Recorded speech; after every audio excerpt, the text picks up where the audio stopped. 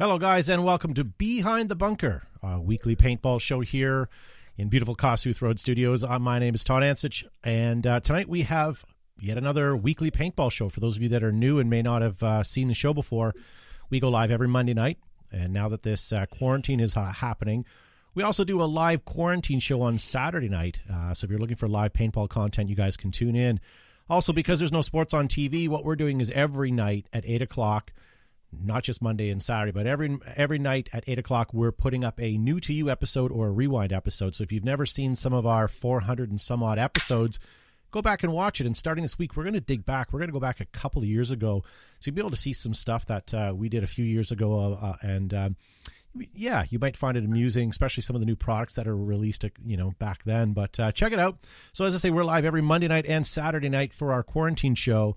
And all of our shows are up as podcasts, and you can get those anywhere that you get your podcasts. So iTunes, Google Play, Podomatic, TuneIn, SoundCloud, Stitcher, wherever you get your podcast from, that's where you can find it. So thank you guys for tuning in.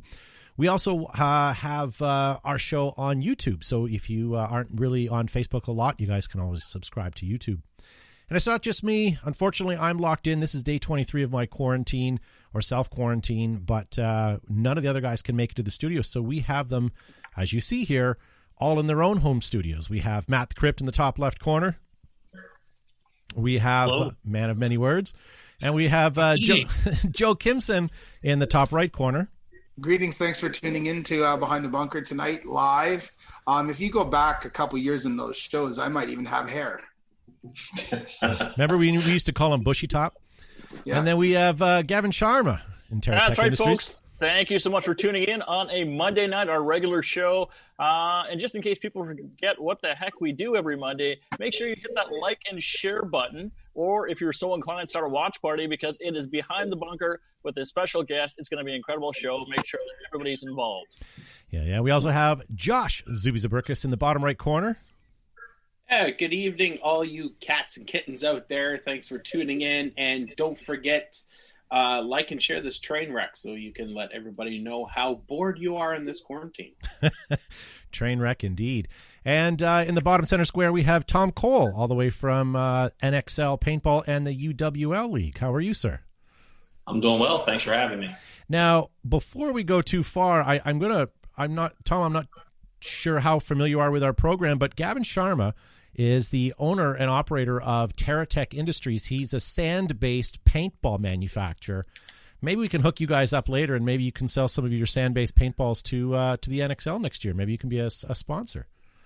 I would love to connect with you after the show, Tom, because I would love to be the exclusive distributor of marking projectiles for the NXL for next year. There you Marking projectiles. Marking projectiles. There you go. Okay. Yeah. We can talk after the show. Yeah. Gavin doesn't use gelatin or anything like that. It's all sand-based. It's all natural. It's biodegradable. Nothing to clean up afterwards. And one of the most marking paintballs on the market today. The TerraTech paintballs are baked in an autoclave at 366 degrees Fahrenheit under pressure and steam. They're put together just like a brick, but because of the unique pressure and the mixture of the sand, when they hit, they immediately break, and thus dyeing and covering the target with any colors. Sure, Joe. Just give away all the company secrets on the internet. Now, I will say, nobody's watching anyways. I didn't say the kind of sand they use is silica sand, so oops. Yeah, the kind of manufacturing process that he has, unfortunately, each paintball is about $43. So it's expensive, but it's going to hit everything that you shoot. So, and we only sell it by the truckload. So. Sounds like we're in. Yeah. There we go. So, ladies and gentlemen, we have Tom Cole, first time on the paintball show. Tom, have you watched or heard the show before? I have. Bullshit. I've watched it many times, actually. Bullshit. Tom's got better things to do. Times, I mean, we're talking a long time here. Like, I don't remember the first time I saw the show, but it was a long time ago. Yeah. So yes, I've watched the show. You're probably stuck in a train station waiting for your trip or whatever, and you just happen to pop up on your phone. But thank you for that has happened. But now when we started the UWL, I definitely was looking around at different stuff. So yeah. So we have Tom in the studio, guys. If there's anything that you'd like to ask, we've got your chat loaded up right now. I see you guys are chiming in on YouTube. We have Tom Cole, first time on the paintball show. That's my phone. I'm trying to get things. Relax. It's fine. I got a new camera. We're new. Computer. We're fine. I've got it here. So we're watching your live chat, guys. If there's any questions you have, let's get it up. But one thing we will talk about is where are you right now? You're quarantined, and whereabouts are you? Yeah, I'm a self-quarantine right now in Montgomery, Alabama. My fiance is a traveling nurse, emergency room nurse. So she's obviously dealing with a lot of sick people. So, and she's still coming home every night. So in order to avoid trying to spread it around, just self-quarantine for a while. Yeah, for sure. So a man like yourself who travels maybe once or twice a year, how much is this quarantine driving you nuts? It's brutal. Like, this is the most amount of time I've spent home probably in 15 years. So this is my longest stretch. Yeah. So yeah, it's good though. I'm catching up on a lot of stuff. So it's good. And you can't even use the argument to your lady friend that, hey, I'm home, I'm spending time with you, because she's on the road. Yeah. And we've been trying to work a lot, trying to respond to how we're going to deal with the situation that we're currently in on the paintball side. So there's a lot of behind the scenes stuff trying to repair what's broken. So you've had a successful event already in Vegas, and then you got blindsided like the entire world with this coronavirus and this lockdown and all that sort of stuff. How many events have you had to cancel so far, and what's your predictions, or how are you situated right now? I know that's the top at hand of most people that are going to want to. So we've canceled Prague and Barcelona or Spain already in Europe, and in the United States we've canceled Round Rock, which is Texas. We still have on the calendar Richmond, Chicago, and then obviously World Cup. Yeah. Okay. So you've canceled the ones in North America, but you've postponed Spain. So initially we were, and we have to revisit that, but initially we were planning on just trying to avoid this and just push it back a little later. But now as it goes further, that's going to get harder and harder to do. Yeah. So we'll look at that. But we were hoping it was just going to be one event and we would just push it to the end of the season. So now it's kind of changed that whole idea. Yeah. When do you think you're going to have boots back on the ground? When do you think you're going to have an event? And I know that's a crystal ball question, but are you? Yeah. So right now the federal government has us on lockdown in the U.S. until April 30th. And Virginia actually has a stay-at-home order in effect till June 10th. So about 15 days before our scheduled event. I had a conference call with the folks over at the city of Richmond the other day, and they felt confident that we could host that event, but they have as much information as I have. You know what I mean? This is uncharted territory for everybody. So everybody's kind of up in the air. So, and I mean, I go by the CDC, Center for Disease Control is kind of who we listen to.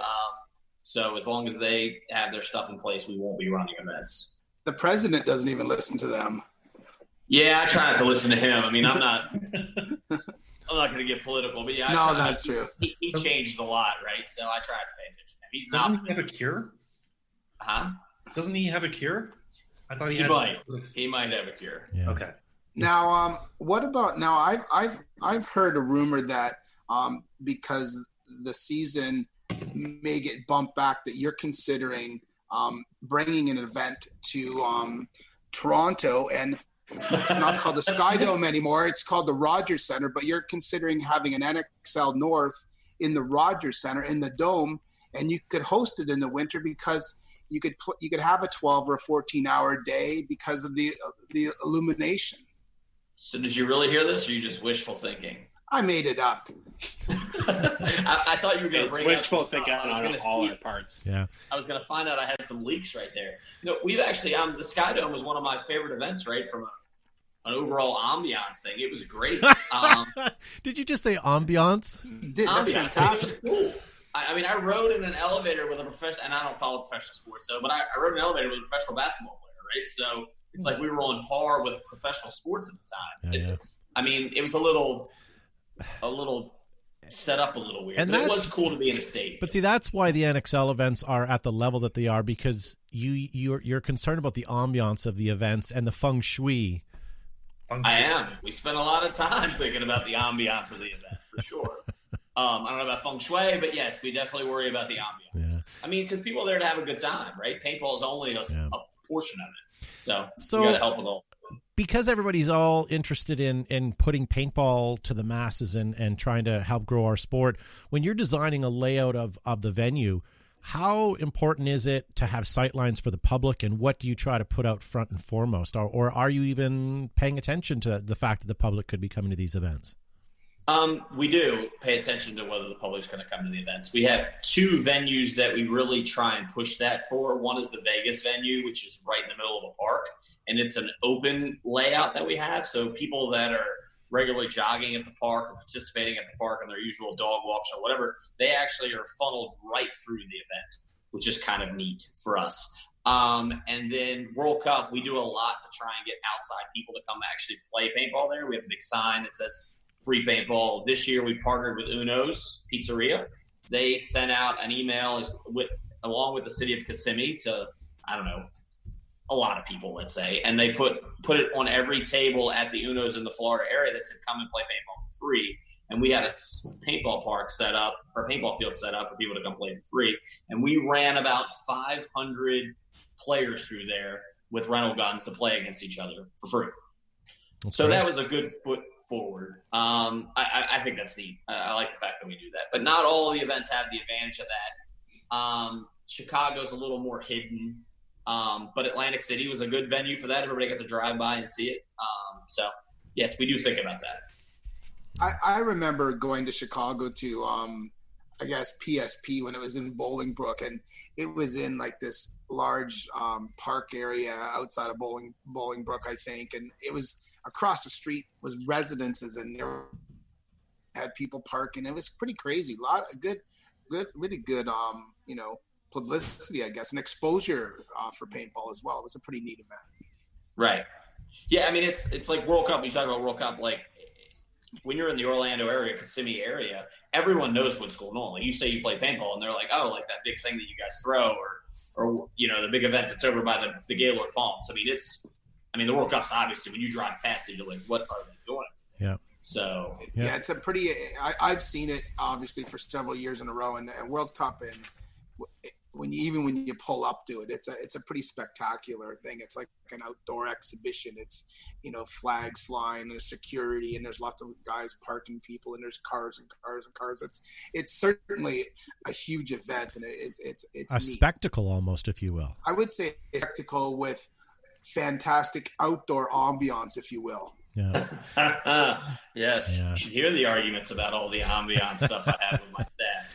Yeah, but how much of that ambiance and whatnot is putting money into the Floridians' pockets? I mean, Joe and I have been going to World Cup as it stood for years, as long as I can remember, and not one Florida resident or employee, rather, when they asked, what are you down here for, half expecting you to say Disney, you say paintball, and they all know. They know what's going on. They're well aware that paintball comes every year, and they're happy for it. And Golden Corral is well aware that Joe is visiting. Yeah. Yeah, no, the whole, the city has really got behind helping us come down. They do a lot for us at the events. And it's definitely opened some doors. We've talked to the gentlemen at Disney, they drive by occasionally and stop in and check on us. And we've gone to, all the amusement parks and tried to do some partnership stuff with us. So it's good to stay in the limelight. So, yeah. So you've got, the UWL that you're overseeing. You're overseeing. So, no, I'm gonna get you on this one. So we don't really do the UWL now. We kind of transformed that into the ICPL. Okay, sorry. So yep. So now it's the ICPL, which is actually an entity of the NXL. It's just our mechanical woods volley kind of version. Okay. So then you have the ICPL. You have North America. You're also doing NXL Europe. You're also doing Mexico. And am I missing one? Antarctica. Antarctica. No, we affiliate with other leagues. We have an Asian NXL, we have an Australian NXL, we have a European NXL, and then the United States NXL. I guess we'll call that North America. And then we do a Brazilian event. We don't really have an event in Canada or Mexico yet, though. But other than that, everybody else is pretty much just affiliates kind of using our rules or using our whatever stuff. Yeah. So. I'd love to have an NXL event in Canada. The problem is we're not a very large country as far as population, and we're spread out so thin. It kind of, I mean, maybe a one-off, but I mean, it'd be a tough sell. Yeah, and the flights are expensive throughout Canada. Just going from east to west is not this week. Not this week, yeah. If you can get one, but yeah, it's a challenge, and none of my hoodlums would be able to come, right? Because Canada's pretty strict on who can come. So if you've been convicted of a crime, drugs, alcohol, you're not going to let us in. Do you have any carnies? I don't want to say that some of my customers are hoodlums, but we would see a decrease in players for sure. Yeah, no, that's for sure. So you're all over the map on locations. If you were to, like, I kind of want to ask a couple of questions about this, but what is your favorite venue to go to? Maybe it's your easiest venue. Well, my favorite venue is obviously the World Cup, right? It's it was lucky that we got it. It was like I went to Orlando like 6 times trying to find the venue, and it's hard to find something that big that someone wants to let us use. And it's I think it's great. Like, it's on the leadway to Disney. You make a wrong turn, you end up in the Disney parking lot. You're right across the street from the Gaylord, and I like Florida. And World Cup's exciting for me. Everybody's happy when I'm there. So I like that venue, probably the best. Yeah. Worst venue? I can make some recommendations. I know personally, being to Texas, it's usually your rainy event, and it's usually one of your harder ones. Could that be? Texas has been brutal. All my events last year were brutal as far as the weather's concerned. But Texas, is probably my nemesis at this point. Yeah. Now, we want to track this weekend. It's probably going to be beautiful this year. Really, we can't. Yeah. Now, worst event. Joe and I have hosted events at our field, and we've been destroyed by weather. We had wind gusts come in that literally ripped 150 feet of mesh on one of our fields, like someone ripping a piece of paper towel off of a roll. We've had wind knock our poles over. We've lost quick shades and tents. I mean, I know this has happened to you guys before, both in Europe and in North America, but what was the worst event you've sustained damage from? Well, as myself, as Tom, when I worked with the PSP, we had a really bad event in Galveston. It took down all of our nets and all of our poles, and we actually had to play. Basically, everybody had to wear goggles the whole time because we didn't have enough net to contain the area. I thought, it was just as a promoter guy. But definitely was Amsterdam this year. Because it was people were sending me pictures of the venue the weekend before. It was 70 degrees, beautiful. It was one of the highest team counts Europe's ever had, and we just got turned into a mud fest. And so it was miserable to play. I can't believe people still played the 10-man, which is an optional in the schedule. And I'm like, why are you guys playing this? And they're like, we're here. But it was pretty miserable to be in. It was cold. It was wet. And it was frustrating for what it could have been, right? It had a lot of teams and a lot of the Nations Cup teams, which is always a neat ambiance. I'm on that ambiance thing. You had all the families and friends and all that stuff. And then it just turns into a mud hole. And it was so bad that people weren't even – normally people are mad at us, right, and saying stuff. People just were like, I'm sorry, man. Yeah. And just clogged. That's not jumping off the balcony. All right, so you have these crappy events like Texas, for example, when you got completely rained upon, and Joe and I have always talked about this as well, but we never. I guess we did the one year. We went back to the NXL event on a Monday or Tuesday just to see the carnage. But what do you guys have to do to leave the facility in such a way that that's deemed appropriate in your contract? It really depends on the facility. Like the Craig Grant's, the Vegas facility, we have to leave it the way we got it, which is a risky clause in the contract. But we clean that park up. We basically get 99.9% of the paintballs up and leave the park in a beautiful condition. A place like the Texas Motor Speedway, where the the area is typically an overflow parking for some of their bigger events. We don't have to leave the grass that well. And that's one of the challenges we face, like, because the players always want, like, soccer field quality grass, right?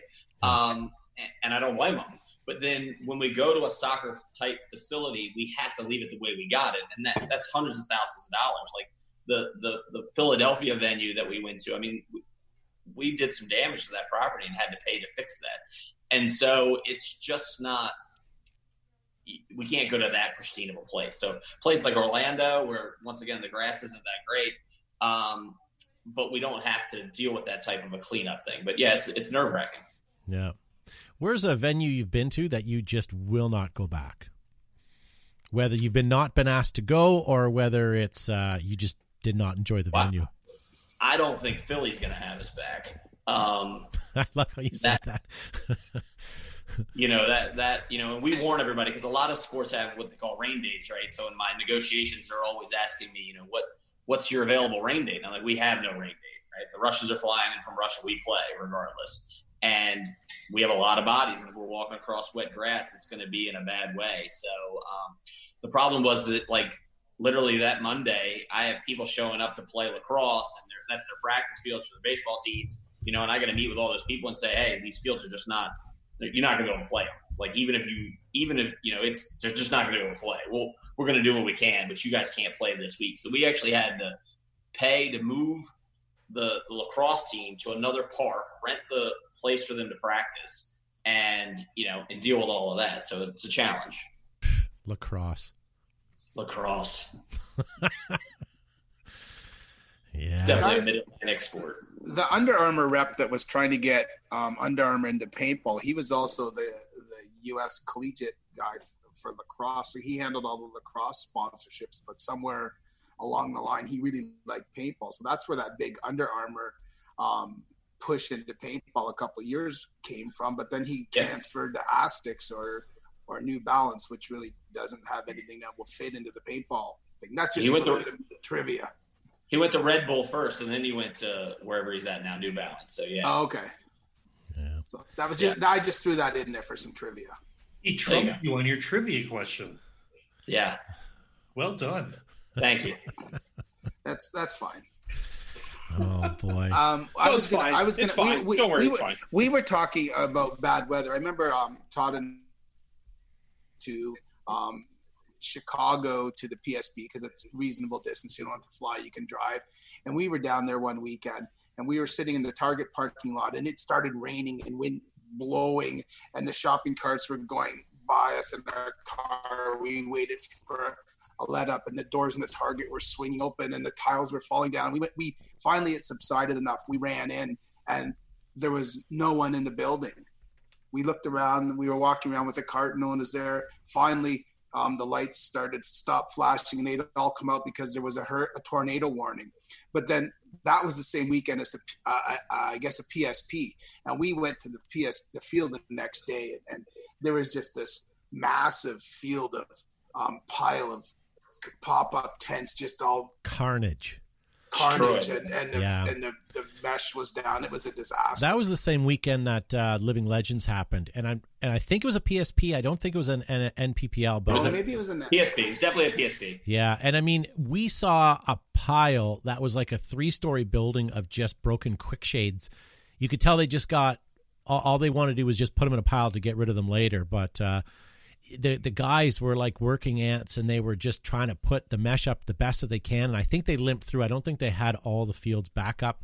Yeah, we have a pretty amazing crew that puts up with all of that. Some weekends they have it pretty easy, and some weekends it's an absolute nightmare. Yeah. But we've learned from some of that stuff. So we now own our own tents. We don't use pop-ups anymore, and we own a more robust tent so we can avoid that.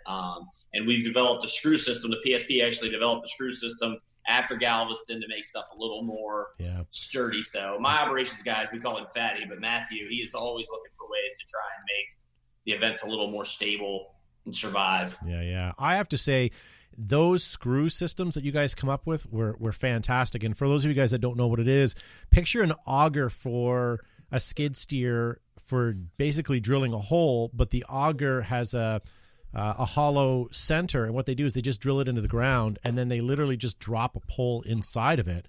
The pole already has a hole at the top where the cable's already put through, and they just literally prop it up. It's brilliant.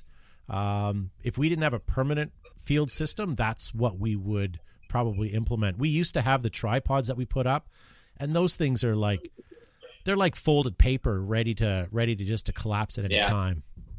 Or we wouldn't have anything. We just have barrels and sandbags and camouflage nets. Yeah, we got hit with an event so bad with the wind that we had Joe's deuce and a half truck acting as one of the corner braces, pulling those things up with aircraft cable, pulling it down just so we could have a corner so people didn't have to have goggles that were trying to watch the match. It was bad. We vowed we would never, ever put up those portable units ever again.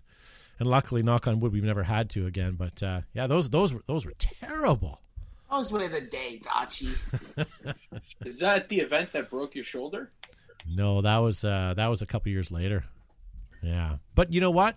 You're right. Those were those frickin' tripods. Yeah. How did you break your shoulder at an event? I took his arm off. Yeah, I dislocated my shoulder and ripped off my rotator cuff and broke my humerus in 3 spots because there was a yellow nylon rope that was under high pressure that I tried to release up over my head, and it threw my arm back and around so hard it kind of hit myself in the backside, and then that was it. My arm just hung off the side of my body. Great time. Great fun. Yeah. And now he has fun at the X-ray every time we go on a plane. Yeah. I was so mad. I got screws put in and everything was awesome. You know, I had this reconstructed shoulder, and I thought, okay, the first time I'm going to go to the airport, I'm going to set off that alarm system, and I'm going to have to show them the X-ray. And I went through the metal detector and nothing. Not a beep, not a nothing. I was a little disappointed. I went through all that just to, yeah. Oh, well. All right. Excellent. Hospital. So a question for you, Tom. For those who don't know or just know you from the NXL, do you want to do a quick bio in terms of how the hell you got to where you are today? When did you start playing paintball? Sure. I started playing probably in 1986.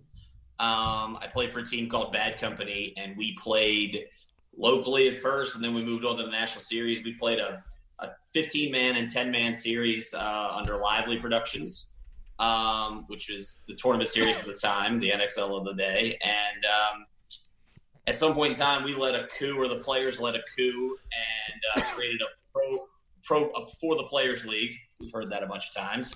And I was elected president of the For the Players League, so I became kind of the representative there. So I continued to play with Bad Company and was the president of the NPPL from, let's call it 96 to 2002. And then we had the big split with the NPPL and the PSP. And so I stuck with the NPPL, even though I stepped down from president.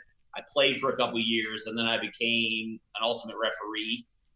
And then I got hired from the NPPL as the ultimate referee over to the PSP, and then I became the PSP's general manager, and then I left there to run the NXL.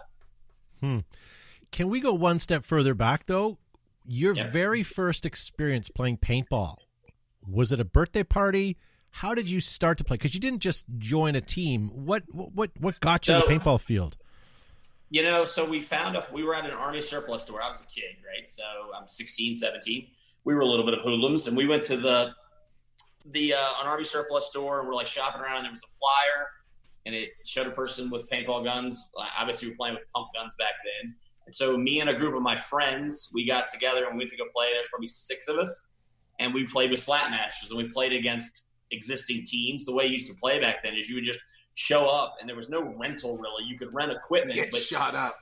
Yeah, you just played with everybody else. And so we played, and there was a bunch of teams playing, and we did pretty good just because we were young and we were fast. And a team called Green Machine asked us to go play with them in a tournament in Africa. And I was like, yeah, right. Like, you guys are really going to go to Africa. And then we continued to play for a couple more months, and then I saw that same team in an APG magazine in South Africa winning a tournament. Same guys that we basically felt like we had beat back in the day. So we decided to start our own team. Huh? Circle of life. Circle of Life. So we started our own team, and basically that group of friends was Bad Company, and Bad Company probably played all the way until, I'm going to say 2008. I could be making that part up, but for a long, long time we played. And Todd Martinez, he's constantly with the companies. He yells company all the time on all of his little webcasts. That used to be our team code for a kill. We would all yell company every time someone got eliminated from the other team. So, yeah. Good for you. So you went from enjoying paintball to working in paintball. Would you, if you had the opportunity, would you change it? Would you be doing something else? Maybe take up pediatrics? Well, I mean, before this thing, I was pretty happy, but running big events that everybody has to fly into is probably not a good thing. No, I mean, I love my job, right? Like, it's what I do. It's like, I mean, I still like all forms of paintball, right? I played Living Legends, I played D-Day, I played Ion this year. You know what I mean? I like playing paintball, and I like watching the teams win. I get very excited when a new team wins an NXL event. I like playing still. I play some 10-mans. I've played the ICC and I've played the SPPL back in the day. So no, I'm pretty happy with what we're doing. And we get a lot of people here that, everybody's always bashing on the NXL, but really at the events, there's a lot of people that thank us for having events and thank us for doing what we do. And, Yeah.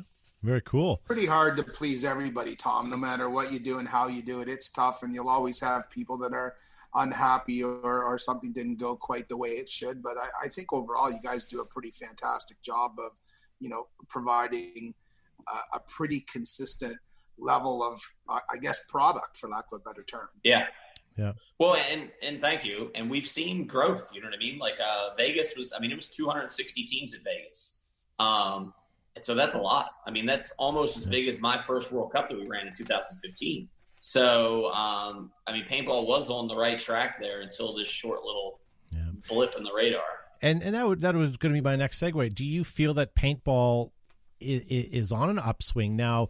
It's hard, I guess, for you. You see paintball from a gun owner standpoint and from an organized team standpoint, not so much from the field owner standpoint who has the rental kits and stuff like that. But are you feeling that the industry is sort of picking up, or So tournament side wise, we're at an all-time high, right? So at least at the end of 2019, the beginning of 2020, not only were we having record events, but so are some of our affiliates. The MVPS in Florida, I think they did just maybe right around 100 teams. Yeah. For Vegas to have 260 teams, that's crazy. And I can't even, the number for World Cup, let's call it 550 teams, right? That's a lot of teams. Yeah. It's more than anyone has ever had playing paintball. Now, from an industry point of view, paint is cheaper than ever before. So on some levels, those guys aren't maybe making the money that they used to. But on our side, we have, we're excited about it. And that's one of the things that I felt kind of held the PSP back a little bit, because they were run by the industry. So when the industry had a dip, they had the dip. And so they would bring that mentality in how to run the events. And in reality, so whereas the event may go up a little bit, but if the overall paintball numbers were down, everybody was still unhappy. Whereas with us, if I go up one more team over last year's same event, I'm excited. I feel like, we're thriving. So we're very isolated. We don't have all that other baggage. Whereas if you're trying to run tournaments and run a paintball company, you're dealing with all sorts of baggage. Yeah, for sure. For sure. Hey, we're getting close to the halfway mark here, guys, and there's a couple of important things I want to tell you real quick. One thing as well, I want to mention to you, the guys that may be tuning in late, we are a weekly paintball show. We go live every Monday night during this lockdown virus nonsense. We also do a quarantine show on Saturday night, which is recorded live or presented live. And then every other night of the week, since there's no sporting events or anything else on the TV, every night at 8 o'clock, we're putting up a rewind episode for you guys to still be able to digest some paintball news and, maybe not the next week because we're gonna put up some older episodes, but still paintball content. But I want to tell you guys about a couple different things, mainly Planet Clips. Did you guys know that they are the creators of the most incredible paintball markers, soft gear, and goods, and they have the most winningest paintball markers in history. Now innovators in mechanical actions, including the new M170R and the MG100 MagFed Marvel. you guys need to check them out at your local retail store. Can't find my reeds. You can't find your reeds? I can't find my reeds. Enola Gay is the leading manufacturer of smoke grenades, Thunder Flash, and for airsoft movie and film and whatever. Pull a pin on an EG at your next event. And Arabs are proudly made in the USA. Their thick welded seam, stainless steel hardware, multiple color options and layouts are available. 2020 fields are shipping. Ask for full color printing and custom logo options. Customize your next field with Arabs. Ruthless Paintball Products caters to both professional players and weekend warriors. They have set a new level of paintball playing apparel. You can head over to their website now and use our very own promo code of BTB15 to get 15% off. And more than just swabs and pads, Exalt is a way of life. Available at discerning retailers, fields, shops, and shows. It is tournament-ready, battle-proven Exalt. In the beginning, you fall out of a tree, you stumble down a rocky cliff, you wade chest deep through a mosquito-infested bog, and you realize you're surrounded. It's party time. You own a Tippmann, now combined Empire, JT Tippmann, and V-Force, and you get the world's largest distributor of everything paintball, GI Sports. And I'd like to Enola Gay is the world's leading manufacturer of smoke grenades, Thunder Flash, airsoft, and paintball grenades for use in theater, film, photography, and, of course, paintball. Pull an EG tab at your next event. Hashtag PopSmoke. Very good. DLX Technologies, guys, the manufacturer of the Lux paintball marker, as well as other great product lines like the SP Shocker, the GOG Enemy, and the Freak Barrel Kits, just to name a few. They are a longtime paintball manufacturer, and they have the product that you can trust. And their product, guys, they're outstanding. For over 50 years, Altama has proudly carried militaries from across the globe through every challenging environment, including malls, jungles, deserts, and urban battlefields. Make Altama your next paintball, airsoft, or everyday shoot. Look for Altama Original SWAT or First Tactical at a leading retailer near you. And not all ninjas wear black. With advanced colorways, coatings, adjustable regs, remote lines, field stations, testing, and so much more, Ninja products have what it takes to keep you always out front and always in the game. And do not forget, they are made in America. Very good. So thank you to all of our sponsors. Some of them are similar to the NXL, so guys, check them out and give them your support.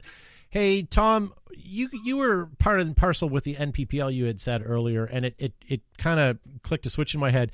Whatever happened to good old Chuck Hench? Good old Chuck Hench. Chuck Hench ran the last version of the NPPL, and then he went on to run a surfing league, I believe. Righteous. So, yeah, he's always been a surfer, so he's been kind of a California boy his whole life. So. Very cool. And then what about Ron Kilborn, speaking of the NPPL? Ron Kilborn actually just came out of the woodwork not too long ago. Really? He's retired. He used to work at Huntington Beach. Yeah. I think he's retired. And, yeah, I can't remember what event I saw him. I guess Vegas. But, yeah, He seems to be doing well. I always enjoy hearing stories about how he was one of the biggest known cheats, so they brought him in as a rules consultant or a yeah, he was a nightmare from a wrestling point of view. Actually, he just refused to stop shooting at people one time, so I had to take his barrel off. Because he was like, I just want to shoot out of Gardner. I just want to shoot out of Gardner. I was like, well, you had your chance, right? Now you can't. So I took his barrel off, so he stopped shooting. Yeah, I like Ron. I have lots of stories of Ron. He was a great guy. Yeah, no, he's hilarious. Yeah. So with this coronavirus nonsense going on, we'll get back into paintball chat in a second, but I'd like to know, we talked about this on our quarantine show on Saturday night, but Tom, I want to hear from you. You're at home, you're quarantined alone. What are you binge watching?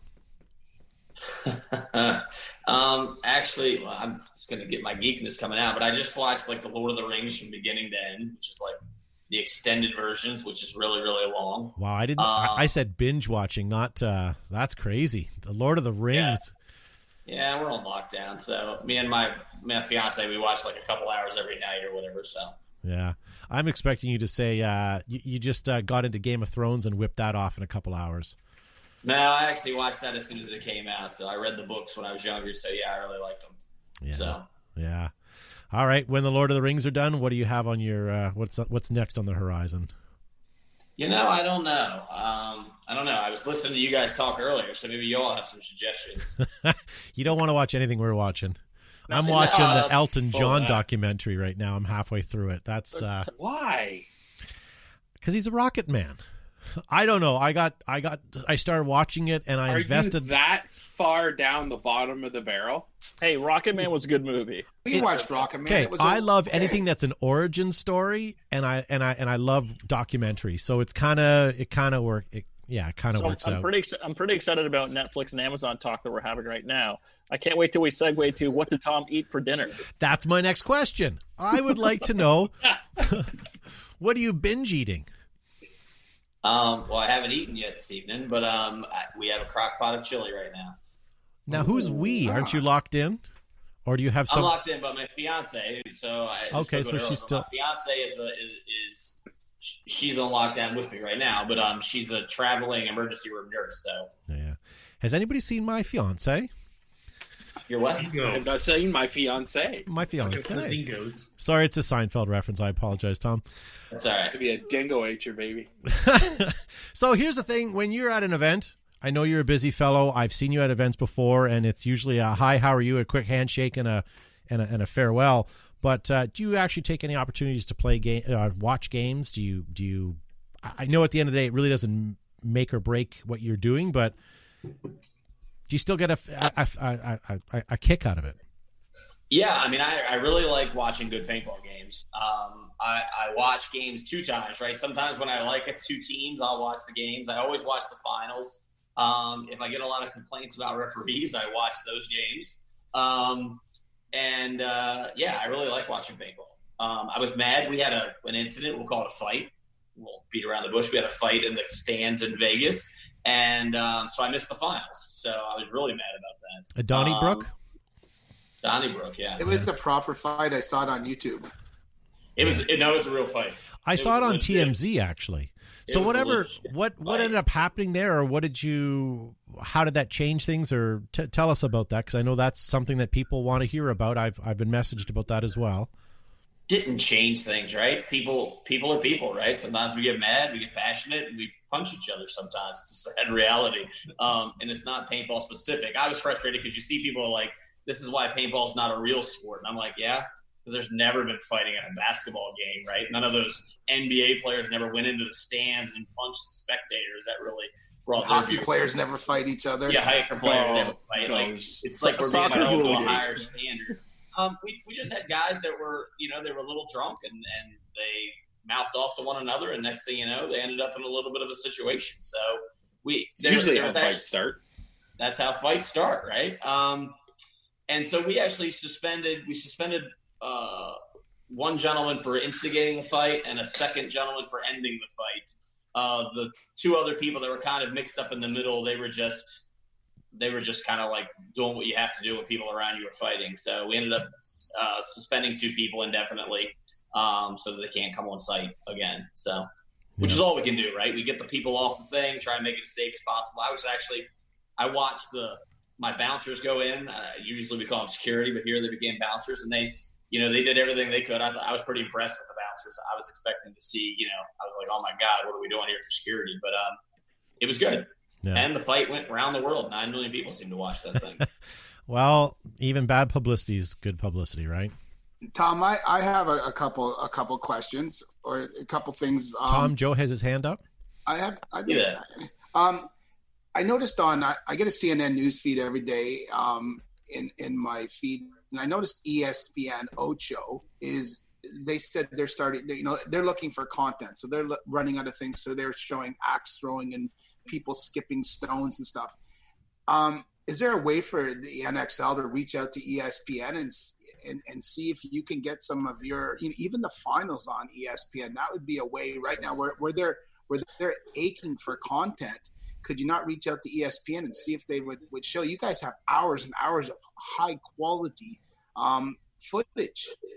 Well, I appreciate the high quality comment. I don't know if I should keep this a secret, but we are currently working with ESPN to be on the Ochos this year in August. So there, I heard it's the first time it's been public. So we really are. I don't know if you prompted with that or whatever, but we really are going to be. We plan on being on the Ochos this year.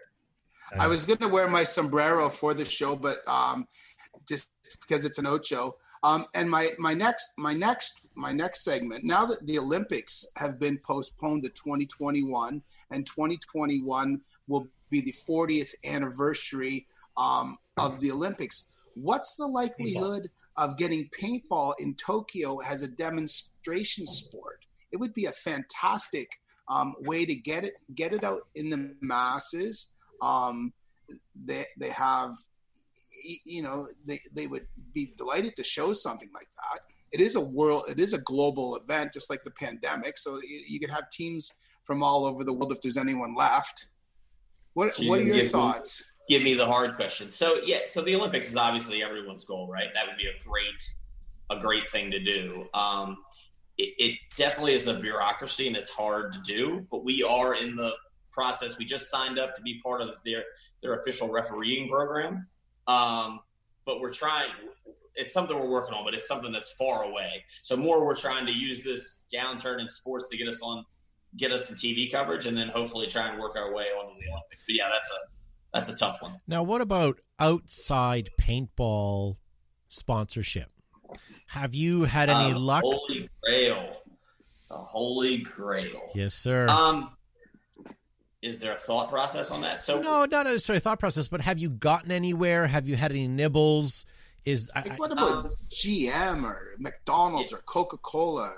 They're all dying to sponsor people running around with guns shooting each other.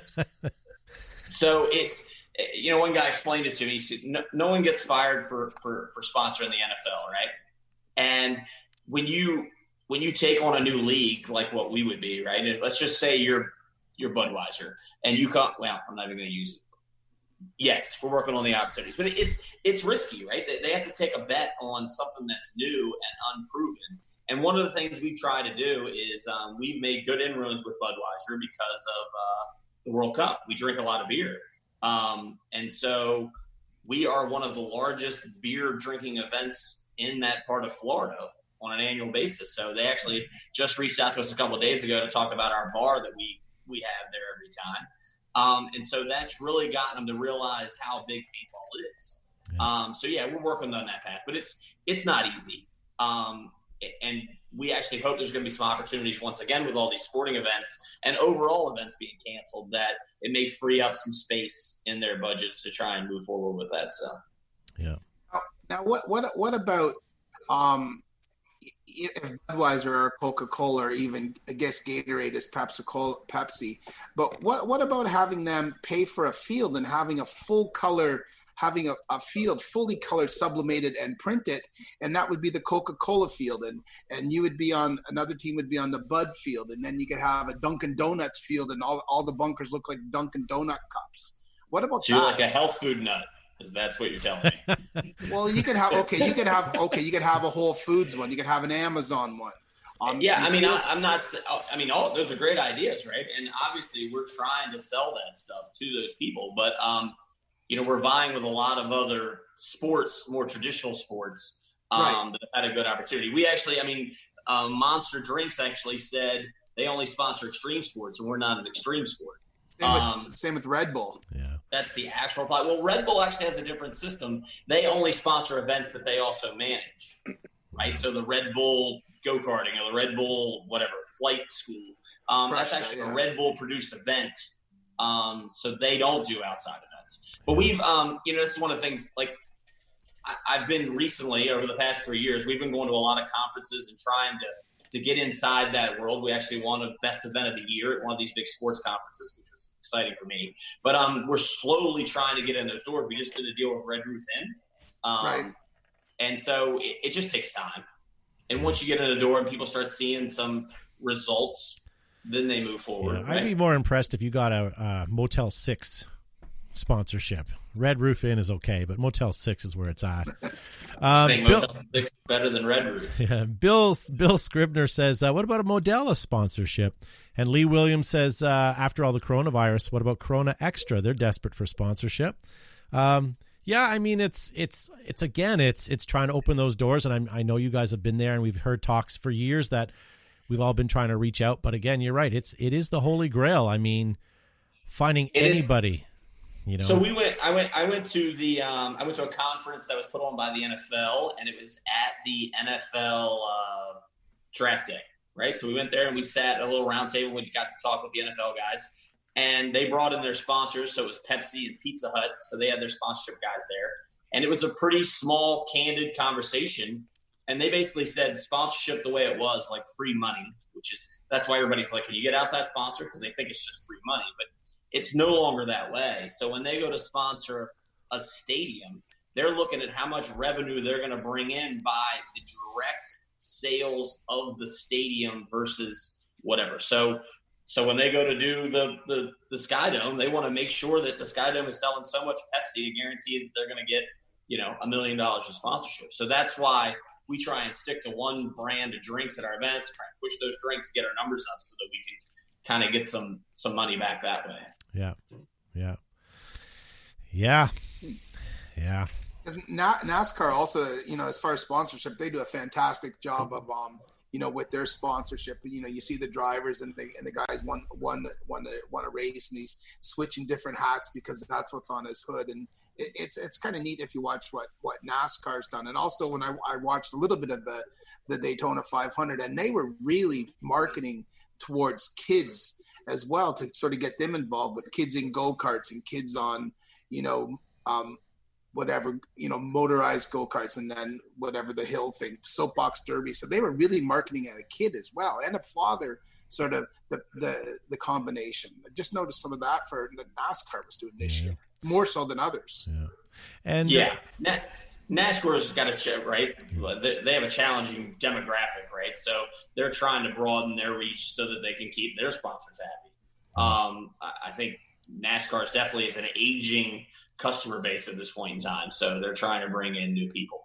And from an outside sponsor, we do have a good demographic. It's just, it's a challenging time, and we definitely do something that is not normal. Yeah. We're small. Paintball is a small industry when you really think about it compared to other things. Well, it is and it isn't. So when we not talk as small as events, cornhole. Yeah, not as small as cornhole. But they can get on Ocho. We're big events, right? When you start looking at events, short of like soccer and football and all those traditional school sports, I mean, we're one of the bigger events around paintball events, whether it be skirmish or us. Paintball events are big. You don't run into many events that have 3,000 and 4,000 and 5,000 people at them that aren't local people. Yeah. So that's true. I guess you have to look at the inflow for sports tourism. Our local government, it really puts a focus on sport tourism. They bring hockey tournaments and other tournaments. They short-sighted. They kicked us out of the town, but that's besides the point. But the emphasis and the buzzword is now sports tourism, and you can certainly see that how welcoming Orlando and Kissimmee is to the NXL when you guys come in. Yeah, but one thing too that NXL has over, let's say, a big game at skirmish or anything like that, and something that could draw in outside dollars, that our sport has teams and they have professional players.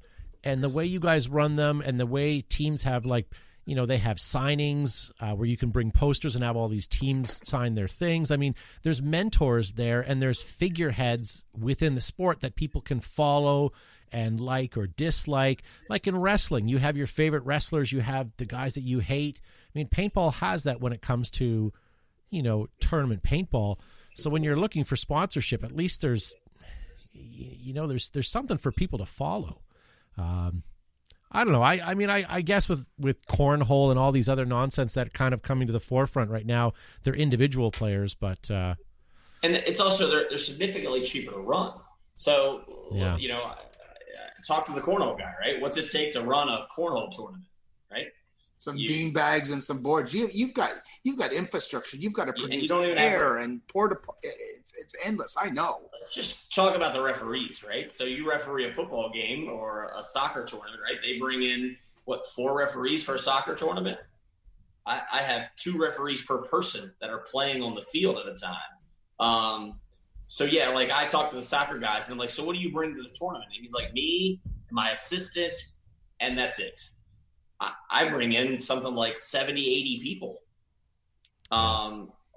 all their travel, all that stuff. So paintball is definitely a challenge. We've designed something that is expensive to run from our days in the woods, that's for sure. Yeah. So, but it's fun, and our customer base is passionate. They're very but on the other end, you've got Joe and I who, at our field, if we want to run a scenario event and have maybe similar numbers to what we would have if we had 50 teams out for a tournament, a scenario field involves a lot less infrastructure. Yeah, you have referees, but everything is a little more, and you're not putting up bunkers, you're not putting up mesh fields. It's almost easier in a way, but I would say it's significantly easier to run a big game than I've never ran. I mean, I have ran big games, but logistically, it's harder to run a paintball tournament the way we run them, right? We're not at paintball parks. That's just it. Zoning and city ordinance, and we got inspectors and all of that stuff. So yeah. Yeah. I can only imagine how much easier your life would be if you ran less fields and you were able to do it at a paintball field. I mean, that's got to be half your issue, but on the same token, You're reading my mind.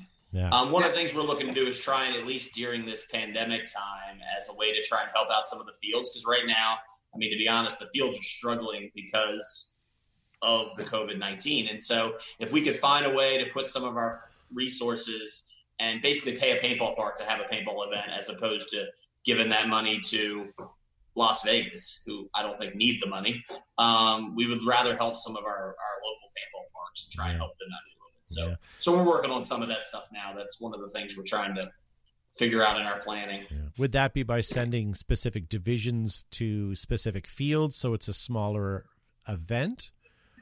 It's really just the inkling of an idea. So we're brainstorming, so feel free to post up your ideas on Facebook. But one of the things that I've always felt that made paintball expensive is we travel. So in a perfect world, we'd go to a more regional system so that maybe the California teams played only California events until the World Cup, and the Texas teams only played Texas events until World Cup, and cut down all that. Instead of giving the money to the airlines, we would give the money back to the parks. Yeah. Yeah, that makes sense. Support regional or regional events per se, and that's a great idea. Yeah, it's just an idea. We still haven't vetted it yet. It's just something we've been looking at in the past couple of days because of where we're at right now. Yeah. And I just don't know if the teams are going to be able to travel in the short term. So. Yeah. That makes sense. Now, from a point of view, when you do the NXL in the States, and then you do the NXL in Europe, and then some of your NXL Asia, and also NXL Antarctica, is it harder to go Australia as well? In Australia, which is the hardest to get in? Is there anyone that has tighter government regulations? Are they worried about what you bring into Antarctica? So you damage the penguins, or Australia? I know has some pretty strict firearms laws. Is it? The penguins are pretty forgiving. So we had some challenges in Spain. Paintball guns are typically not legal in Spain, so we have to get a special exemption to bring them into the city. And we had some of the airport security actually take some of the guns and destroy them. So we ended up reimbursing some of the players for that. Droogs, one of the teams that had their guns taken. But that's the challenge. We have to work with these city governments to kind of get an approval. And one of the shames is Germany, which is one of the hotbeds of paintball in Europe. It's very strict on the gun laws, and I haven't felt comfortable to do an event there because technically a gun that's shooting at 300 feet per second is pushing the boundaries of the legal limits, shall we say. And so we haven't been bold enough to take that decision yet. But I would say Europe is definitely the scariest. And how is Europe as a whole? I mean, you guys kind of came in and started that a few years ago. I know you've kind of changed some rules over the last little while. Is that something that still seems to be viable and growing, or how is Europe as a whole? So, we ended Amsterdam, which would have been one of their biggest events that they've had in Europe probably in the last 8 years, as far as team count wise. So this year we implemented something new, which sucks because we haven't got a chance to see how it's going to work out. But we stopped the Americans from going over. We limited how many pros could play on the teams because what we ran into and what I was disappointed about when I went over there was so many of the European pro teams were really relying on American players to perform. And that wasn't helping the local market. It wasn't helping the tournament teams over there. And it was creating basically an arms race that if you had the most amount of money, you bought the most amount of American players. Yeah. I mean, we had the team from New Zealand that was literally one guy from New Zealand and I think 5 dynasty guys. So it wasn't really a representation of New Zealand at that point. So we talked to the pro teams over there and we made the decision, which was, not really liked by anybody at the time, but now everybody seemed to have embraced it, and that was limiting the amount of Americans. And I was excited to see if the Tauntauns were going to do well. Joy Division, was it going to be someone new like the Lucky Sevens or the Firm, or who was going to do well over there? Yeah. You know what I mean? So I was excited to see how that all played out. Yeah, that's good. Well, I'm glad it's growing. We're pretty committed to the European thing, right? I don't know if I wouldn't say they loved us in the beginning, but we got a lot of favorable stuff by the end. Like, it's frustrating to do events and have them not be profitable and feel like the customers aren't happy with you. But, we got a lot of good responses from Europe right there at the end. And so, it made us feel good about running the events. Yeah, that's good. We're getting close to the end of the hour here, ladies and gentlemen. If there's anything else that you guys want to ask while we have Tom on there, Josh, Gavin, sorry, we've kind of been hoarding a lot of your time as well. Is there anything that you guys have we pretty much talked about everything we needed to, or? Yeah, pretty much, and I've been watching the program actually just with the ability to speak, fanboying a little bit with Tom, from his days back in Bad Company and following on APG. So for me, it's been an absolute privilege to just listen to you talk about how you've grown the sport as well as your participation in it. So I appreciate you being on the program this evening. Really, I find his voice almost like nails on a chalkboard by the end of the hour. I'm just kidding. Sorry. Everybody wonders why I don't like doing interviews. And you know what, Todd? You took a tender moment like that. And said, yeah, you ruined it. I took Gavin's soundbite away. By the way, I have to say you did a really good interview with Blondie from Good Morning Las Vegas or whoever it was. I searched everywhere for a photograph for you to do a promotional thing, and I couldn't find it. I couldn't find one anywhere. You have to work on getting a glamour shot. You got to go to Sears and get a glamour shot or something just to put out there. Sears is closed. I'm not. Yeah, they're out of business. But I'll leave all that limelight to Bear. You know what I mean? I'm like a behind the scenes guy. I don't really need. I don't desire all that limelight, right? No, but you should still have I do notice everyone uses the same 3 pictures of me. So yeah, that's kind of funny. Yeah. And I got grief for the Good Morning America thing or whatever the news show was.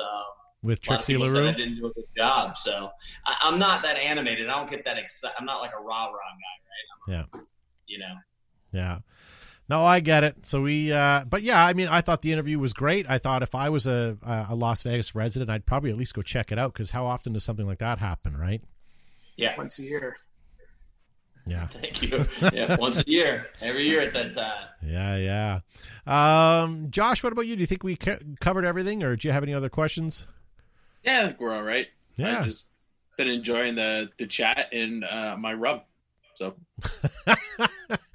Yeah, I have to say. You said rum, right? Yeah, rum? I heard rum. I thought he said rub. That's what I thought too. I was going to say Tom's handsome, but I don't know. But I will say my liquor cabinet here in the studio has not dwindled at all. You guys haven't taken anything of the stash lately. Tom, what were you drinking this evening? Do you have a drink of choice? Wow, that's a trick question. Yeah, I like Moscow Mules at this point in time. It's kind of my drink now. Nice. And I know Gavin's going to kill me for this. Tell me, there has to be some fixation. Is there any event that you go to that has like a food restaurant or somewhere where you're going to eat that you look forward to? There has to be. I love Cracker Barrel. I'm a little bit redneck, you know what I mean? So you love this fried chicken. Is that for the food or for just the stuff looking around the restaurant? Oh, the ambiance. People watching. Ambiance. See, now you're learning. So I'm a Cracker Barrel ambiance. It's the food. Yeah. It's the food. I don't really buy a lot of knickknacks. I picture Tom's house to have 27 rocking chairs out front across the porch. Yeah. They're picking up across the country for sure. With random checkerboards everywhere. Yeah. Well, that's disappointing. I figured you'd have some sort of fixation on some place that had. I mean, you're in Europe. You're everywhere in North America. Not everybody's you. Not everybody's you. Other people have lives. They don't build their whole life around restaurants. And I mean, I don't know what everybody thinks goes on at one of these tournaments for me, but I get up like around 5:30 in the morning, and I race home to bed around 9:30 at night, so I can go do it all again, right? So. But you have catered affairs, probably. You probably have like a catered tent somewhere with craft services. Well, now you're going to let out all the secrets. That's where the entrance fees go, is the big tent for Tom in the back. Yeah. No, I eat a Pop-Tart in the morning and get something delivered at night every night. So. And by the way, Joe and Gavin, Matt, myself, and Josh, maybe, we're all going to be at World Cup as we always try to get to. And thanks again for offering us VIP tickets this year. I know in the past you haven't, but I appreciate it for this year. That's awesome. And the VIP includes one of those embroidered NXL shirts as well, right? Yeah, those are harder to get. We have some people that are trying to pretend to be me out on the internet, so I got to make sure these shirts don't get out. He had to make his own. Yes, I don't know if you caught that picture. That was fantastic. A gentleman had tagged me, and I thought that was great. I thought maybe that was hilarious. Yeah, he really is hilarious. I mean, yeah.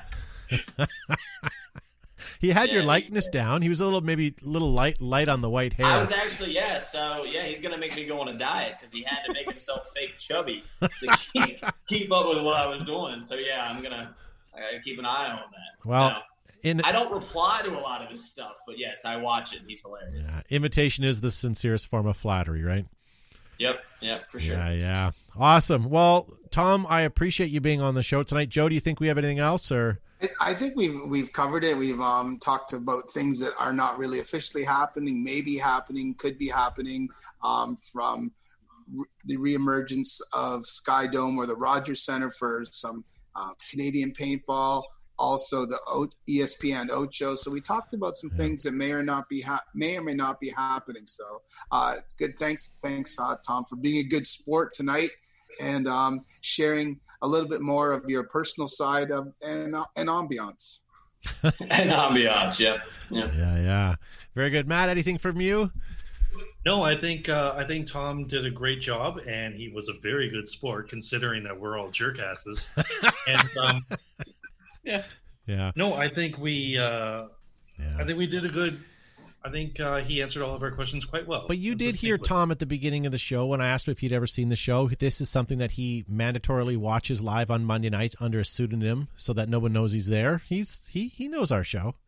Yeah, got to. So I have a question. So when we get this rating on how I did for the show, have you all ever said someone sucked at the show, or is that just? We've definitely had some sucking. Constantly. It's just a PR thing, right? Most of them are hosts or on the show. Yeah.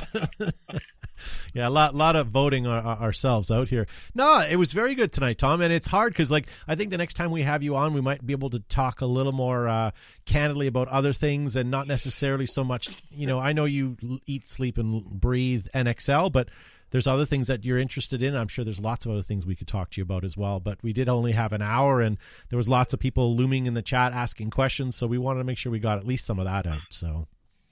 That's good. Okay. Well, I'm always around. I know sometimes I'm not easy to get in touch with, but I love doing the show. So let me know if you need me back. And they can hit me with some harder questions for sure. And Tom, I think if you're looking for something to watch, Hunters on Amazon with Al Pacino takes place in 1977, New York City.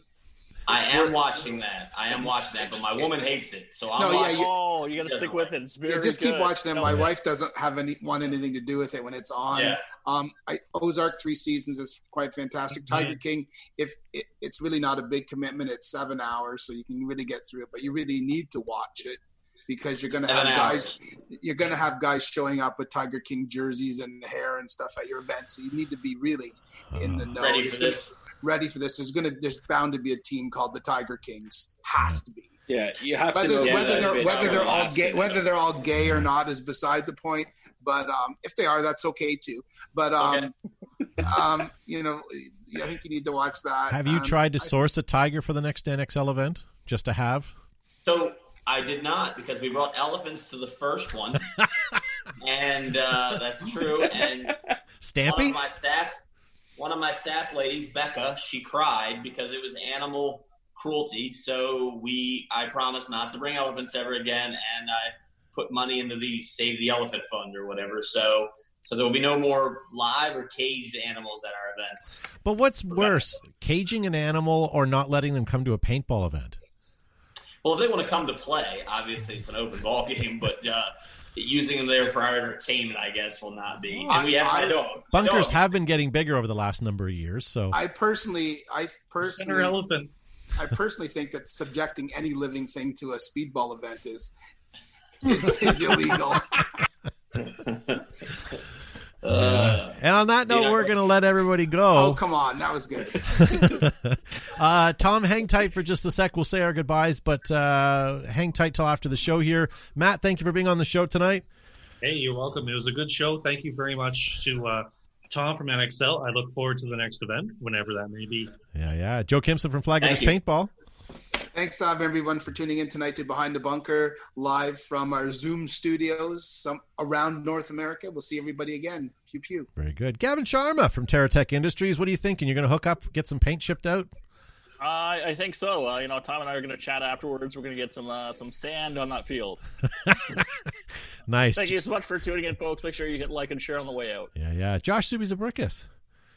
Yeah, thanks to Tom for being on the show, and not only that, thanks for doing everything you do with the NXL. I know sometimes it's a little bit of a thankless job, but thank you for doing that, and we hope we continue to do so. And thank you to everyone who liked and shared the show. The rest of you, you're dead to me. Maybe we'll see you Saturday. Yeah, there you go. RJ in the live chat says hashtag Tiger King's Lives Matter.